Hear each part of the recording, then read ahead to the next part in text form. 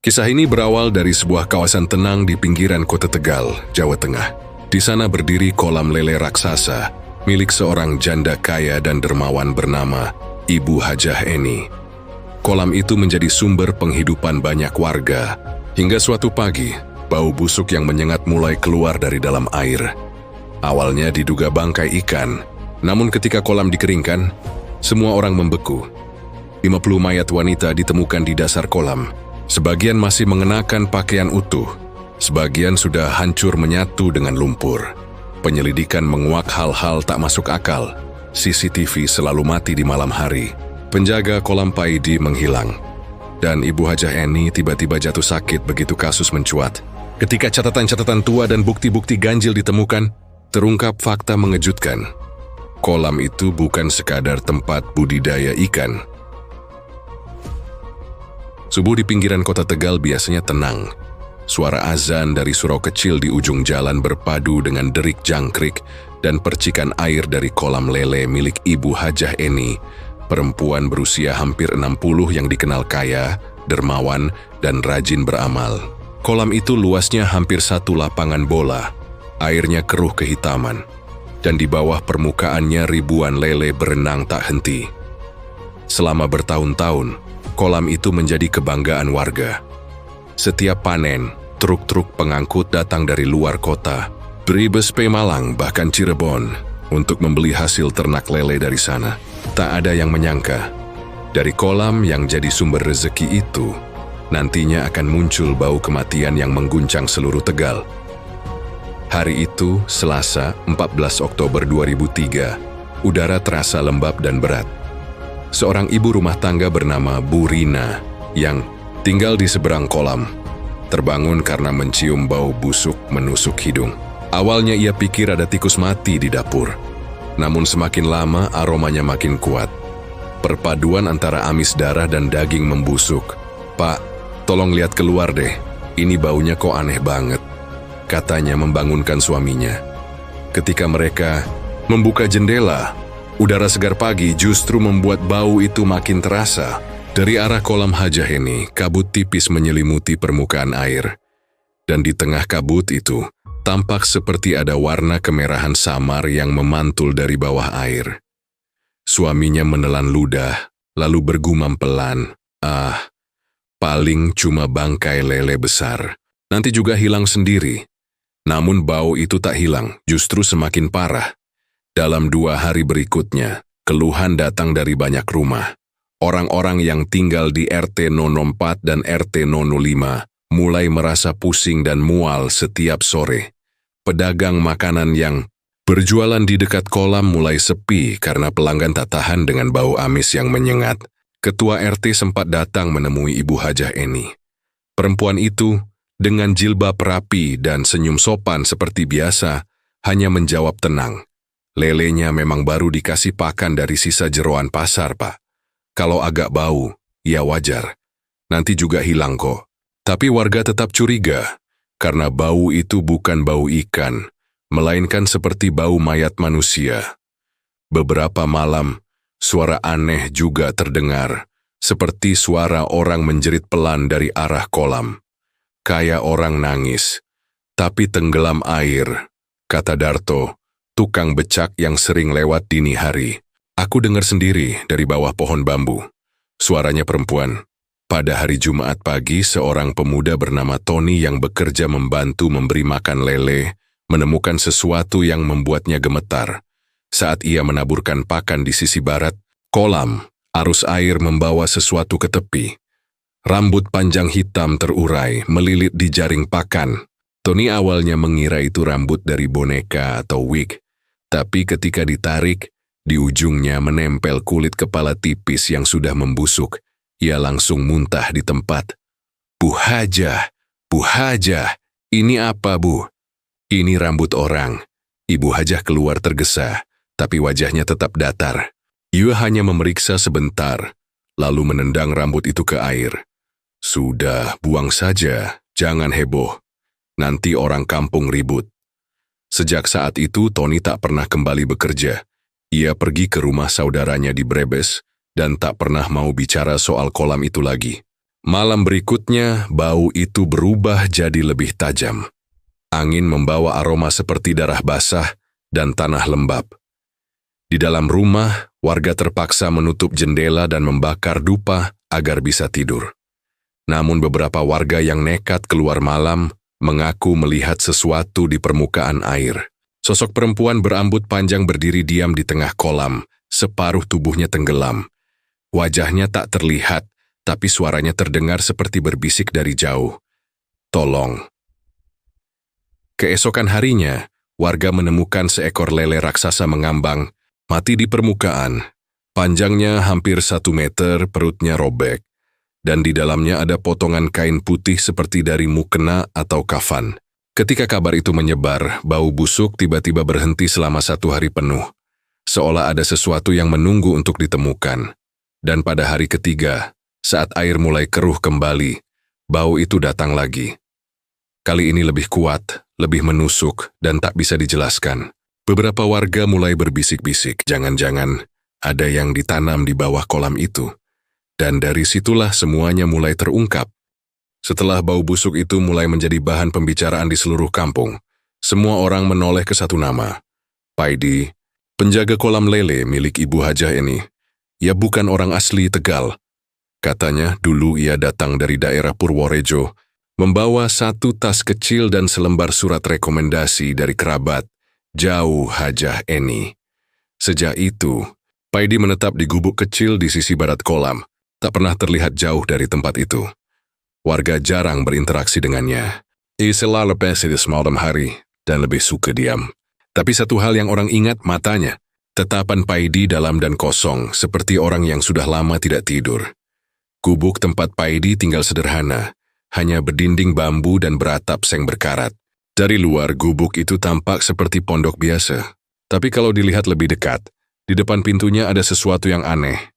Barisan botol kaca kecil berisi cairan merah, dan di dalamnya tampak potongan rambut halus. Beberapa anak muda yang lewat malam-malam pernah mengintip dari celah dinding. Mereka mengaku melihat Paidi duduk di lantai tanah, menatap ember berisi air keruh, sambil berbisik lirih seolah sedang berbicara dengan seseorang yang tak terlihat. Sudah tenang, Duk. Nanti malam aku kasih makan lagi ya. Keesokan paginya mereka menemukan di dekat kolam ada bekas cakar panjang di lumpur, seperti tangan manusia. Tapi jari-jarinya sangat tipis, seperti tulang. Menurut warga sekitar, Paidi nyaris tak pernah tidur malam. Sekitar jam 2 pagi, dari kejauhan terlihat lampu senter kecil bergerak perlahan di tepi kolam. Diikuti suara percikan air, kadang terdengar suara ember dilempar. Lalu suara seperti orang mengaduk sesuatu berat di dalam air. Seorang warga, Pak Darto, pernah nekat mengintip dari balik pohon waru. Dia melihat Paidi berdiri di pinggir kolam, mengenakan celana selutut, memegang sesuatu seperti karung kecil. Ia membukanya perlahan, dan dari dalamnya keluar aroma amis dan sesuatu yang tampak seperti tulang kecil. Paidi kemudian mencelupkan karung itu ke air. Ayo makan yang tenang, jangan rebutan, katanya pelan. Saat itu, permukaan air yang tadinya tenang mendadak bergolak, seperti mendidih. Lele-lele besar muncul ke permukaan. Tapi di antara mereka, Darto bersumpah melihat tangan manusia yang ikut muncul, mencakar air sebelum tenggelam lagi. Darto lari pulang, dan sejak malam itu ia tak pernah lewat jalur kolam lagi. Kabar tentang keanehan Paidi menyebar cepat. Beberapa warga mulai berbisik kalau kolam itu ada isinya. Namun setiap kali seseorang mencoba bicara dengan Hajah Eni, perempuan itu selalu memotong. Sudah, jangan fitnah orang. Paidi itu anak baik. Tanpa dia, lele-lele saya nggak akan sebesar itu. Namun, warga yang lebih tua mulai mengingat cerita lama, bahwa di lokasi kolam itu dulu pernah ada sumur tua. Sumur itu ditutup sejak tahun 1980-an setelah seorang perempuan muda ditemukan tewas di dalamnya, tanpa sebab jelas. Dan kebetulan, tepat di atas sumur itulah kini berdiri gubuk Paidi. Suatu sore, sekitar seminggu sebelum penggalian kolam dimulai, Tony, mantan pekerja yang dulu menemukan rambut manusia, memberanikan diri datang kembali ke tempat itu bersama 2 temannya. Jerisu ingin meminta upah terakhir yang belum dibayar. Mereka menemukan Paidi sedang duduk di tepi kolam, membelakangi mereka. Air kolam tampak bergolak pelan meski tak ada angin. Ketika Tony memanggilnya, Paidi menoleh perlahan dan wajahnya tampak pucat, bibirnya kebiruan. "Kamu datang lagi? Udah waktunya ya?" Tony terdiam, bingung. "Waktunya apa, Pak?" Paidi tersenyum samar, lelenya sudah lapar. "Air ini haus. Kamu jangan datang lagi malam ini." Mereka bertiga langsung pergi tanpa sempat bicara lagi. Keesokan harinya, Tony demam tinggi dan mengigau semalaman. Dalam igauannya, ia terus mengulang kalimat, "Tangan-tangan itu narik aku di air." Beberapa hari kemudian, aparat datang karena laporan bau busuk yang tak tertahankan. Berbiga memutuskan akan menguras kolam itu. Namun saat mesin pompa dinyalakan, airnya seperti tidak berkurang sama sekali. Setiap liter yang keluar, seolah digantikan dengan air baru dari bawah tanah. Paidi hanya berdiri di pinggir kolam, menatap petugas tanpa ekspresi. "Airnya nggak mau keluar." "Pak, nggak bisa dikuras," kata salah satu pekerja. Paidi menjawab pelan, hampir seperti gumaman, "Memang nggak boleh dikuras." Di bawah itu, ada yang belum kenyang. Malam itu, warga terakhir kali melihat Paidi. Ia berjalan pelan ke tepi kolam sambil membawa karung di bahu. Dari arah belakang, Wisristi memanggil, tapi ia tak menoleh. Angin malam terasa dingin, dan bulan tampak tertutup awan. Sekitar pukul 2 dini hari, beberapa orang mendengar suara seperti orang berbicara keras-keras dari arah kolam. Disusul suara percikan air yang keras. Lalu sunyi total. Pagi harinya, gubuk Paidi kosong. Di dalamnya hanya ada senter yang masih menyala. Sebuah ember berisi air berwarna merah gelap, dan di dinding bambu tergantung tulisan tangan dengan arang. Mereka sudah mulai lapar lagi. Bau dari kolam semakin kuat setelah malam itu. Dan keesokan harinya, saat petugas akhirnya menggali lebih dalam, rahasia mengerikan di dasar air mulai muncul satu persatu. Pagi itu, udara kota Tegal terasa lebih berat dari biasanya. Langit mendung, angin berhenti berembus, dan bau busuk dari kolam lele Ibu Hajah ini telah sampai hingga ke jalan besar. Beberapa warga bahkan mengenakan masker kain seadanya karena tak tahan dengan baunya. Aparat kelurahan akhirnya turun tangan. 2 mobil patroli berhenti di pinggir jalan tanah yang mengarah ke kolam. Beberapa petugas polisi berpakaian preman turun sambil menutup hidung dengan sapu tangan. "Kalau ini cuma bangkai ikan, baunya nggak akan sekuat ini," kata salah satu petugas, menatap air keruh yang menghitam. Ibu Hajah Eni berdiri tak jauh dari sana, wajahnya pucat tapi tetap berusaha tenang. "Saya juga heran." "Pak, mungkin dasar kolamnya tersumbat," ujarnya lirih. Namun, seorang warga berbisik ke polisi, "Penjaganya, Pak. Si Paidi itu. Udah 2 hari nggak kelihatan." Petugas kemudian membawa mesin pompa air. Selang besar dimasukkan ke kolam, dan suara mesin meraung pelan menarik air dari dalam. Awalnya air yang keluar berwarna kecoklatan seperti lumpur biasa. Tapi setelah 1 jam, warnanya berubah menjadi merah gelap, kental seperti darah. Beberapa warga mulai mundur, menutup hidung dengan kain basah. "Gusti Allah, air apa itu?" gumam salah satu ibu. Namun air terus dipompa keluar. Setelah hampir setengah hari, permukaan kolam mulai surut, memperlihatkan dasar lumpur hitam pekat. Disitulah seseorang menjerit, pekerja bernama Rahmat, yang sedang menyingkirkan lumpur dengan cangkul. "Pak, ada kain putih, Pak. Kayak kafan." Semua orang menatap ke arah tengah kolam. Benar saja, di bawah lumpur tipis tampak ujung kain putih kotor. Ketika ditarik, kain itu terasa berat, seperti menempel pada sesuatu. Polisi segera turun tangan, dan ketika mereka menariknya perlahan, aroma busuk langsung menyebar begitu kain itu keluar dari air. Yang muncul membuat semua orang terdiam. Di balik kain putih yang robek itu, terlihat tubuh perempuan tanpa kepala, dengan kulit pucat kehijauan dan tangan yang masih lengkap. Gelang emas masih melingkar di pergelangan tangannya. Beberapa warga langsung menjerit. Ada yang muntah, ada yang lari menjauh. Seorang polisi menyalakan rokok gemetar. "Kita harus berhenti dulu. Ini bukan bangkai ikan," katanya terbata. Namun perintah datang dari Kapolsek setempat. "Lanjutkan penggalian.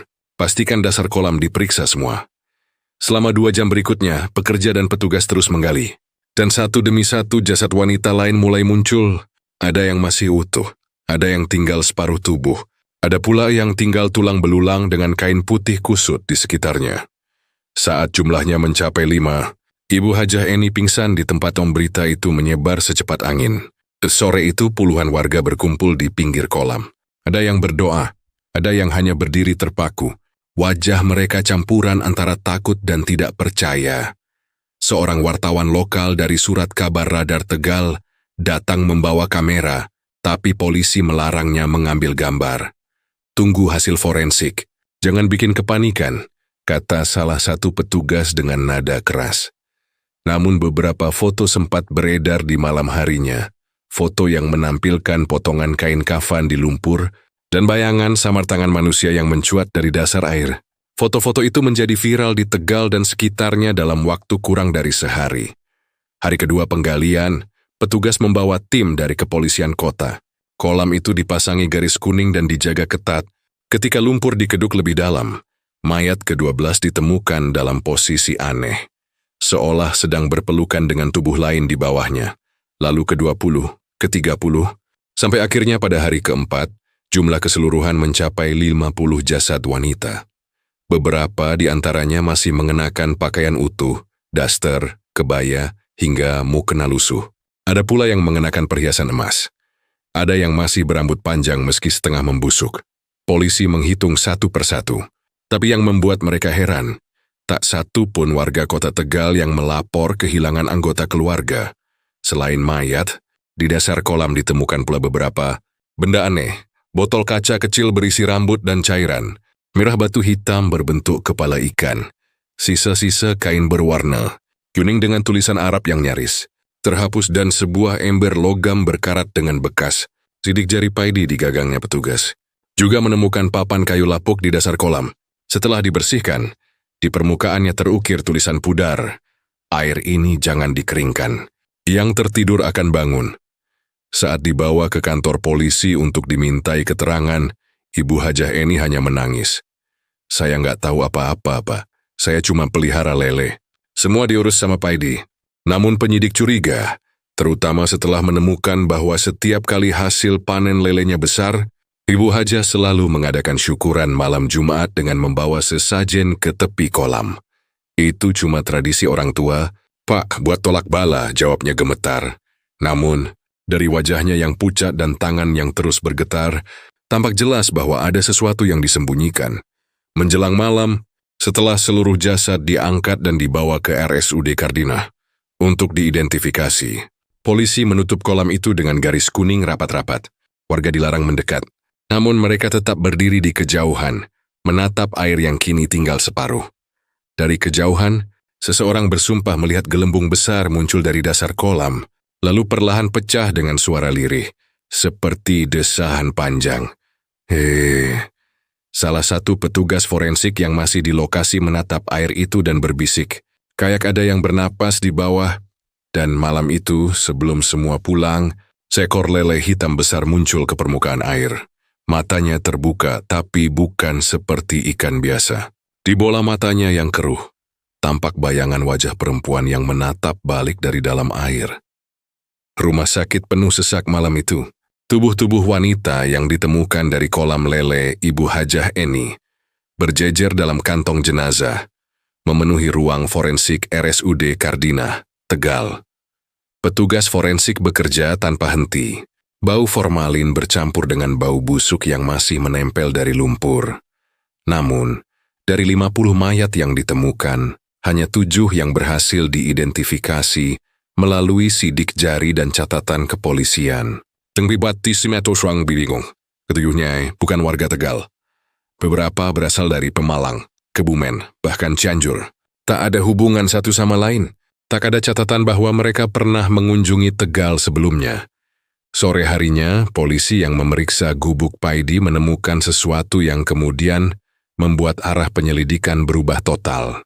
Di bawah tikar lusuh terselip sebuah buku catatan kecil, berisi tulisan tangan dengan tinta hitam yang sudah pudar di beberapa bagian. Tulisan di halaman pertama tampak rapi, catatan pakan dan air, milik Paidi. Namun semakin dibaca ke halaman-halaman berikutnya, isi catatan itu semakin aneh. Beberapa halaman pertama memang mencatat jumlah lele dan pakan. Tapi setelah tanggal tertentu, tulisannya mulai berubah menjadi seperti jurnal pribadi yang tidak wajar. Isi catatan, kutipan yang ditemukan polisi. Hari ke-27, Air mulai berubah warna. Malam tadi ada suara dari bawah. Katanya lapar. Ibu bilang tambahkan pakan tapi bukan jeroan. Katanya kasih yang lebih segar. Malam ke-29, aku bawa satu dari pasar. Katanya dia baru pulang kerja. Dia nggak teriak lama. Airnya jadi tenang setelah itu. Lele diam, tapi wajahnya masih kelihatan di bawah permukaan air. Ibu janji, kalau sudah 50, mereka nggak akan minta lagi. Ketika catatan itu dibacakan di ruang rapat kepolisian, suasana menjadi hening. Beberapa petugas muda menatap satu sama lain dengan wajah pucat. Kapolsek Tegal Barat AKP Suyono hanya berkata pelan, "Berarti korban-korban ini bukan kecelakaan." Seorang penyidik menambahkan, "Lebih parah, Pak. Dari catatan ini, sepertinya Paidi melakukan semuanya atas perintah seseorang." Nama ibu yang disebut berulang kali di buku itu hanya bisa berarti satu orang, Ibu Hajah Eni. Sore itu juga, petugas datang ke rumah Hajah Eni di kawasan Adiwerna. Rumahnya besar dan mewah, namun terasa sunyi dan dingin. Tirai jendela tertutup rapat. Di ruang tamu, aroma melati bercampur dengan asap dupa yang masih menyala di atas nampan sesajen. Ketika ditanya tentang buku catatan Paidi, Hajah Eni tampak gemetar. "Saya nggak tahu apa-apa, Pak. Itu cuma kebodohan Paidi sendiri," katanya suaranya bergetar. Namun di ruang belakang, polisi menemukan sesuatu yang menguatkan kecurigaan. Sebuah kendi tanah liat berisi air keruh, dan di dalamnya ada 5 ekor lele berwarna hitam legam. Lele-lele itu tidak bergerak seperti ikan biasa. Mereka mengambang diam, seolah mendengarkan setiap suara di ruangan itu. Di samping kendi, ada lembaran kain kuning dengan tulisan Arab yang nyaris terhapus.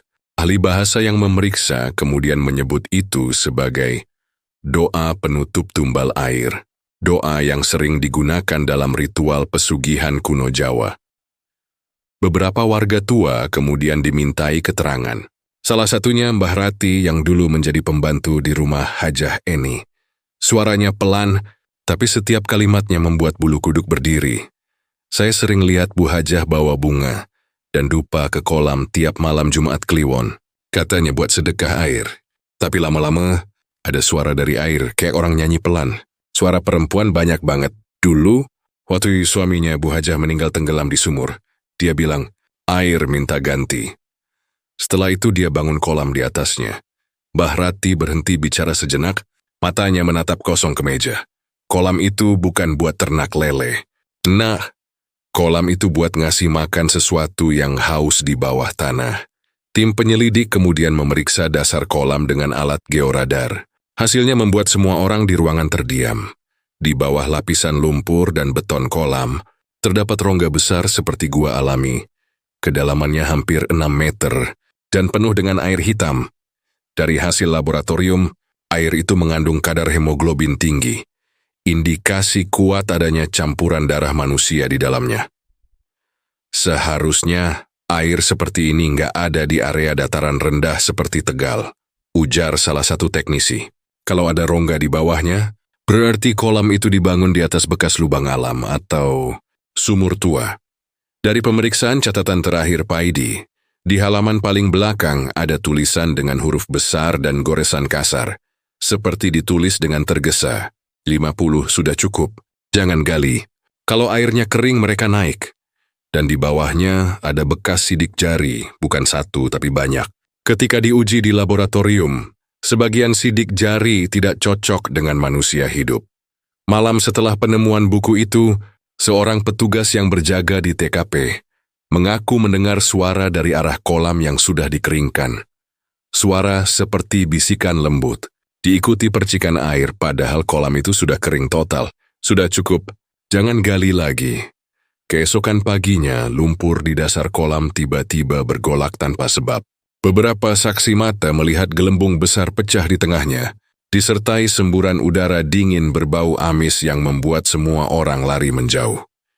Dan untuk pertama kalinya dalam penyelidikan itu, Kapolsek sendiri berkata lirih sambil menatap dasar kolam yang kosong, "Saya nggak yakin, ini kasus manusia lagi." Hari ketiga setelah kolam lele itu dikeringkan, suasana di kota Tegal berubah muram. Rumor beredar di mana-mana tentang ritual darah, pesugihan air, dan kolam arwah. yang memberi kekayaan pada pemiliknya. Nama Ibu Hajah Eni menjadi buah bibir. Rumahnya kini dijaga ketat, tapi setiap malam warga bersumpah melihat asap hitam keluar dari atapnya. Polisi akhirnya memutuskan untuk memeriksa ulang rumahnya, kali ini dengan surat izin resmi penggeledahan. Namun tak seorang pun dari tim ingin masuk sendirian. Penyelidikan dimulai dari dapur. Di balik lemari kayu tua, ditemukan sebuah pintu kecil yang sebelumnya tertutup papan. Begitu dibuka, tercium bau busuk yang sama seperti dari kolam. Tajam, amis dan menyesakkan dada. Tangga batu menurun ke bawah tanah. Dindingnya lembab dan gelap. Di ujungnya ada sebuah ruangan kecil dengan satu lentera yang masih menyala redup. Di tengah ruangan, terdapat bak air bundar berisi cairan merah kehitaman. Dan di sisi bak terletak patung batu wanita berjubah ikan lele. Matanya diukir terbuka lebar. Salah satu petugas hampir muntah. Namun Kapolsek hanya berbisik, ini bukan tempat biasa, ini tempat ritual. Dari sudut ruangan ditemukan kotak kayu berisi kain kuning, dupa, bunga setaman, dan botol kaca kecil dengan label bertuliskan tanggal. Setiap botol berisi cairan merah dan sehelai rambut wanita. Totalnya ada 50 botol. Di bawah kotak itu ditemukan lagi lembaran tulisan tangan. Tulisan itu bukan milik Paidi, melainkan milik Ibu Hajah Eni sendiri. Tulisan tangannya halus dan rapi, dengan kalimat pembuka yang membuat darah petugas berdesir. Untuk penjaga air, aku kembalikan apa yang menjadi hakmu, agar hasilku berlimpah dan hidupku tidak diambil seperti suamiku. Di halaman berikutnya ia menulis, setiap bulan satu harus tenggelam. Air tidak boleh kering. Kalau kering, mereka akan bangun dan menuntut kepala. Ketika disodorkan barang bukti itu, Hajah Eni akhirnya tak mampu lagi menyangkal. Air matanya jatuh, tapi ekspresinya bukan sedih, melainkan ketakutan. Dia bicara pelan, seolah setiap kata yang keluar bisa memanggil sesuatu yang ia takutkan. Saya nggak mau, Pak. Awalnya saya cuma mau nyelamatin usaha. Suami saya dulu tenggelam di sumur belakang rumah. Pas saya mau timbun, ada suara dari bawah. Katanya bisa nolong saya asal airnya nggak dikeringkan. Suara itu bilang, kasih makan air. Kasih hidup buat hidup. Saya kira cuma simbolis, tapi waktu lele-lele itu tumbuh besar dan panen, saya naik berkali lipat. Tuh ia percaya supaya dia tahu semuanya. Dia yang bantu. Tapi lama-lama airnya minta lebih banyak. Kalau nggak dikasih, lele pada mati. Bau busuk keluar, saya cuma nurut. Suaranya pecah. Saya nggak tahu mereka manusia beneran, Pak. Saya pikir cuma ritual. Namun catatan dan bukti-bukti menunjukkan sebaliknya. Setiap korban yang ditemukan menghilang di malam Jumat, hari yang sama ketika Hajah Eni melakukan syukuran air di kolamnya. Dari keterangan para ahli spiritual yang dipanggil polisi, sosok dalam patung batu itu dikenal dalam legenda lama daerah pesisir Tegal. Disebut Nyai Lele Sungsang, penjaga air keruh yang konon tinggal di dasar sungai tua, yang kini sudah ditimbun. Ritual yang dilakukan Hajah Eni ternyata versi modern dari tumbal air pesugihan, praktik kuno yang ditujukan untuk memanggil penunggu, agar memberikan rezeki dengan imbalan nyawa manusia. Biasanya tumbalnya berupa hewan, tapi setelah penjaga itu menerima darah manusia, ia tak mau yang lain. Seorang sesepuh desa berkata lirih saat dimintai pendapat. Kalau sudah dikasih darah manusia, airnya jadi hidup. Air itu makan. Dan yang dikasih makan akan terus minta. Malam itu, Hajah Eni ditahan di Polsek Tegal Barat. Namun pukul 2 dini hari, penjaga sel mendengar suara aneh dari dalam ruang tahanan. Seperti percikan air, padahal lantainya kering. Ketika diselidiki, ditemukan genangan kecil di bawah ranjangnya, berwarna keruh dan berbau amis. Hajah Eni duduk di sudut, wajahnya pucat, mata terbuka lebar tanpa berkedip. Ia berbisik tanpa henti, seolah berbicara pada seseorang yang tak terlihat. Aku sudah kasih 50. Jangan ambil aku. Beberapa menit kemudian, kamera pengawas merekam sesuatu yang aneh. Air di lantai sel naik perlahan, membentuk genangan berbentuk lingkaran. Dan dalam beberapa detik, Hajah Eni hilang dari frame kamera. Yang tersisa hanyalah sisa air berlumpur, dan satu ekor lele hitam yang menggeliat pelan di tengahnya. Polisi yang menyelidiki kasus itu diperintahkan menutup berkas. Kolam lele Hajah Eni dikeringkan dan ditimbun tanah. Namun, Pekerja yang menutup lokasi melaporkan sesuatu yang mereka tak bisa jelaskan. Di tengah tanah yang baru ditimbun, air terus keluar dari bawah. Tak peduli berapa kali mereka padatkan. Sampai hari ini lokasi itu dibiarkan kosong. Tak ada yang berani mendirikan rumah atau warung di atasnya. Setiap kali hujan deras, air di situ selalu menghitam lebih dulu daripada tempat lain. Dan warga sekitar bersumpah, kalau malam tiba masih terdengar suara perempuan dari tanah basah itu. Berbisik pelan, airnya jangan dikeringkan. Malam itu hujan turun deras di kota Tegal. Petir sesekali menyambar, menyinari kolam lele, yang saat itu masih penuh air dan belum digali. Paidi duduk di gubuk kecil di pinggir kolam. Tubuhnya gemetar dalam dingin, namun matanya menatap air tanpa berkedip. Di dalam ember di sampingnya, seekor lele hitam besar menggeliat pelan. Panjangnya hampir 1 meter, matanya memantulkan cahaya seperti kaca. Paidi tahu itu bukan ikan biasa. Ia tahu, sejak malam-malam pertama bekerja untuk Bu Hajah, air kolam ini tak pernah benar-benar tenang. Sekitar pukul 11 malam, ketika hujan mulai reda, Paidi mendengar suara dari arah kolam. Rilan nyaris seperti bisikan, Paidi, sini. Oh, suara itu bukan suara Bu Hajah. Suara itu seperti suara perempuan yang serak dan dalam, seperti datang dari dalam air itu sendiri. Paidi menatap ke permukaan kolam. Tampak tenang, hanya riak kecil akibat tetes hujan. Namun dari dasar air muncul gelembung besar, diikuti aroma amis yang menusuk hidung. Kau janji, satu lagi malam ini. Paidi menelan ludah. Yui menatap ke arah pondok kecil di seberang, tempat seorang perempuan muda duduk menunggu. Sari, pedagang sayur yang sering lewat malam-malam, yang malam itu ia ajak untuk makan di gubuk. Ia menutup matanya, demi menetes. Saya janji yang ini terakhir. Terakhir. Sari tersenyum kecil dari kejauhan, tidak sadar bahwa langkahnya menuju kolam adalah langkah terakhir dalam hidupnya. Namun ketika ia sampai di tepi air, Paidi tiba-tiba menahan tangannya. Jangan Sari, jangan deketin airnya. Tapi terlambat. Air kolam bergejolak hebat. Seperti ada sesuatu yang besar menggeliat dari bawah. Dari tengah kolam muncul tangan-tangan pucat, licin seperti kulit busuk, menjulur ke atas, menggenggam kaki Sari dan menariknya ke dalam dengan suara cipratan keras. Sari menjerit. Tubuhnya hilang dalam air hitam itu hanya dalam hitungan detik. Paidi jatuh terduduk, menatap air yang kembali tenang, seolah tak terjadi apa-apa. Namun dari permukaan kolam muncul wajah Sari, menatap Paidi dari bawah air. Matanya terbuka, bibirnya tersenyum samar. Terima kasih. Paidi menjerit sekencang-kencangnya. Beberapa menit kemudian suara perempuan dari air kembali terdengar. Bagus Paidi, air kenyang malam ini. Tapi janji belum selesai.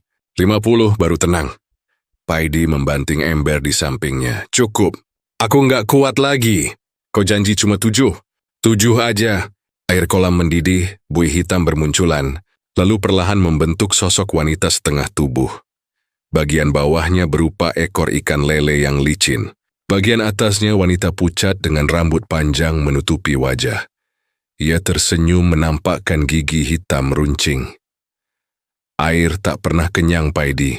Kalau kau berhenti, kau yang jadi gantiannya.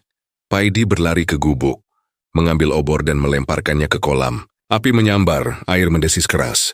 Tapi bukannya padam. Api itu malah berubah menjadi nyala biru. Melingkar di permukaan kolam seperti api neraka. Sosok itu tertawa pelan. Kau pikir bisa bakar air? Esok paginya, warga yang datang menemukan gubuk penjaga kolam kosong. Tak ada tanda-tanda Paidi. Hanya bekas obor hangus di tanah. Dan jejak kaki berlumpur menuju kolam. Namun yang aneh, jejak itu berhenti tepat di tepi air. Tanpa jejak kembali.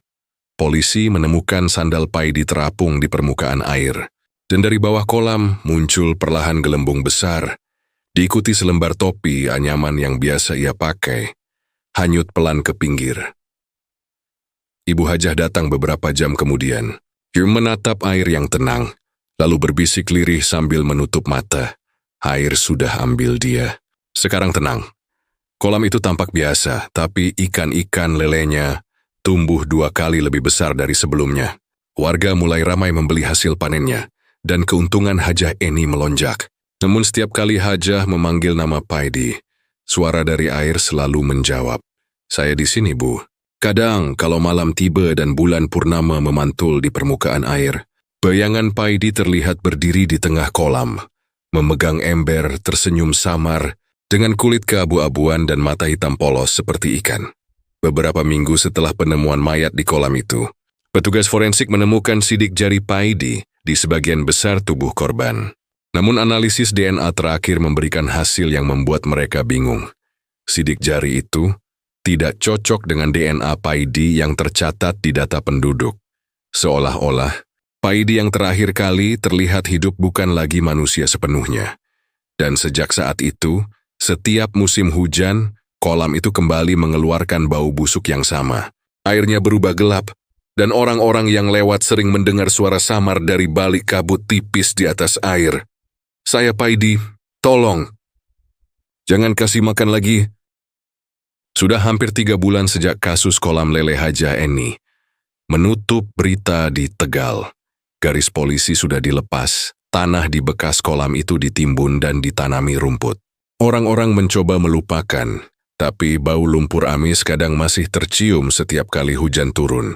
Pemerintah berencana membangun taman kota kecil di atas lahan itu, agar masyarakat punya ruang hijau baru. Namun para pekerja yang menggali fondasi terus mengeluh. Setiap kali cangkul kena tanah dalam, keluar air hitam, Pak. Dan ada suara dari bawah, kayak orang ngomel pelan.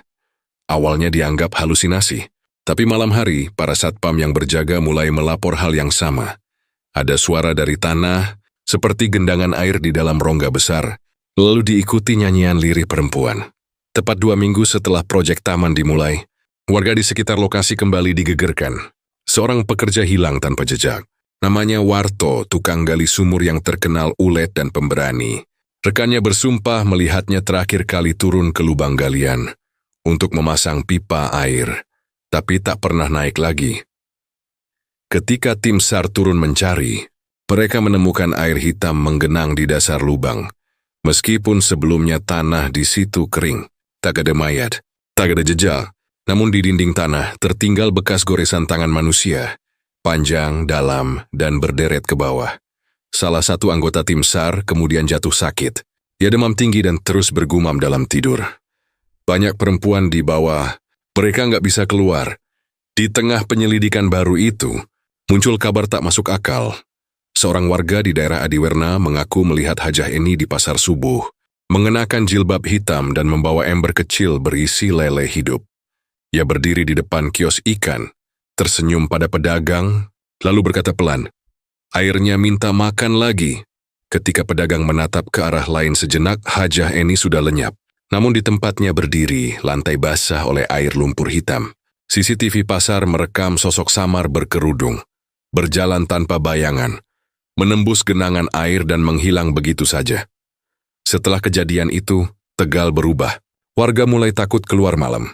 Banyak yang mengaku mendengar suara air menetes di dalam rumah, meskipun tidak ada kebocoran. Beberapa bahkan bermimpi sama, berjalan di jalanan kota yang tiba-tiba tergenang air hitam. Dan dari bawah genangan itu, tangan-tangan pucat mencoba menarik kaki mereka. Rumor beredar cepat bahwa air bekas kolam itu telah menyebar ke sumur-sumur warga. Dan penunggu air yang lapar kini tinggal di setiap tempat yang berair di Tegal. Di parit, di kolam sekolah, bahkan di tangki air rumah penduduk. Dan setiap kali bulan purnama, kiri got berubah lebih gelap, seolah ikut bernafas. Kapolsek Tegal Barat, KP Suyono, yang memimpin penyelidikan kasus Hajah Eni dan Paidi, akhirnya mengundurkan diri. Beberapa bulan kemudian, ia diwawancarai oleh sebuah media nasional. Dalam wawancara itu wajahnya tampak lelah dan matanya cekung. Ia bercerita dengan suara pelan tapi tegas. "Kami pikir kasus itu selesai. Tapi sampai sekarang, laporan orang hilang di sekitar situ belum berhenti. Setiap bulan ada yang hilang, dan air di lokasi lama itu selalu muncul lagi. Pernah sekali saya coba ke sana sendiri tengah malam, saya melihat genangan kecil di tengah tanah. Begitu saya sorot dengan senter, saya lihat wajah Paidi. Dia senyum, lalu tenggelam lagi." Setelah wawancara itu ditayangkan, Suyono tidak pernah terlihat lagi. Di rumah dinasnya, hanya ditemukan sepatu bot basah dan lantai kamar yang becek. Tepat di bawah tempat tidurnya, ada tulisan dengan lumpur di lantai. Air nggak pernah tidur. Sekarang, di atas bekas kolam itu berdiri taman kecil bernama Taman Harapan Air. Setiap hari, anak-anak bermain di sana, tanpa tahu apa yang terkubur di bawah tanah. Namun penduduk sekitar tahu satu hal. Kalau malam tiba, dan lampu taman padam, genangan air muncul di tengah lapangan, dan di bawah permukaannya kadang terlihat bayangan wanita-wanita berambut panjang menatap ke atas. Warga tak berani menyentuh air itu.